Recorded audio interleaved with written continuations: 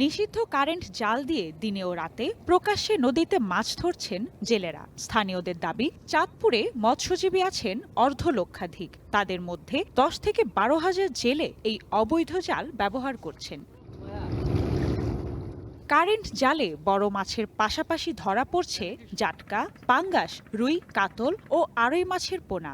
এছাড়া বিভিন্ন প্রজাতির ডিমলা মাছ এবং অন্যান্য জলজ প্রাণীও নিধন হচ্ছে। নির্মাণে নাম্বার 1 শাহ সিমেন্ট।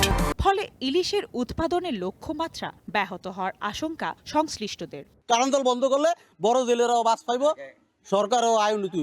সম্পূর্ণ জাল এই মিলে বাইতে আছে কারেন্ট জাল ছাড়া অন্য কোনো গাঙ্গ কোনো অন্য জাল চলে না। অভিযানে আমরা মাছ ধরি না, অভিযানের পরে যে আমরা একটা মাছও পাই না, পুরা গাঙ্গ খালি। পদ্মা মেঘনা নদীতে জাটকা রক্ষায় 2 মাসের নিষেধাজ্ঞা শেষে ইলিশ ধরা শুরু হলেও কাঙ্ক্ষিত ইলিশ পাচ্ছেন না জেলেরা। এতে দেশের বৃহৎ মৎস্য অবতরণ কেন্দ্র চাঁদপুর মাছঘাটে পর্যাপ্ত ইলিশের সরবরাহ না থাকায় আর্থিক ক্ষতির মুখে পড়েছেন জেলে ও মৎস্য ব্যবসায়ীরা।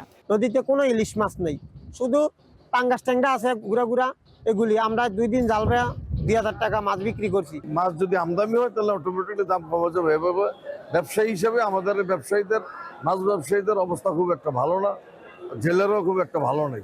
বিশেষজ্ঞদের মতে আজকের জাটকাই আগামী দিনের ইলিশ। তাই নির্বিচারে জাটকা নিধন চলতে থাকলে বড় ইলিশের উৎপাদন কমে যেতে পারে। বিগত 2 বছর পর্যায়ক্রমে সামগ্রিক ইলিশ উৎপাদন কমেছে, এটি অত্যন্ত শঙ্কার ব্যাপার। এটি দীর্ঘমেয়াদে বা মধ্যমেয়াদে এ বিষয়ে গবেষণা করা প্রয়োজন। তার ফলাফলের ভিত্তিতে ব্যবস্থাপনাকে সঠিকভাবে ঢেলে সাজিয়ে সেটির প্রয়োগ ঘটাতে পারলে এই অবস্থা থেকে উত্তরণ করা সম্ভব বলে মনে করি। জেলেদের অভিযোগ, যথাযথভাবে তদারকি ও অভিযান না চালানোর কারণে এই নিষিদ্ধ জাল ব্যবহার বন্ধ হয়নি। তবে জেলা মৎস্য কর্মকর্তা বলছেন, কারেন্ট জালের ব্যবহার বন্ধে অভিযান অব্যাহত আছে। ইলিশের প্রোডাকশনের সাথে অনেক ফ্যাক্টর জড়িত। নদীর নাব্যতা, তারপর দূষণ, ডুবোচর, তারপর ইলিশের স্টক কীরকম আছে এখানে। তো এগুলো নিয়ে ব্যাপক গবেষণার দরকার আছে, ব্যাপক পরিকল্পনার দরকার আছে। তো আমরা একটা ফ্যাক্টর নিয়ে কাজ করেছি, আমাদের অভিযান এটা আমরা সফলতার সাথে শেষ করেছি। তো আশা করি ইলিশের প্রোডাকশন ইনশাল্লাহ ভবিষ্যতে বাড়বে।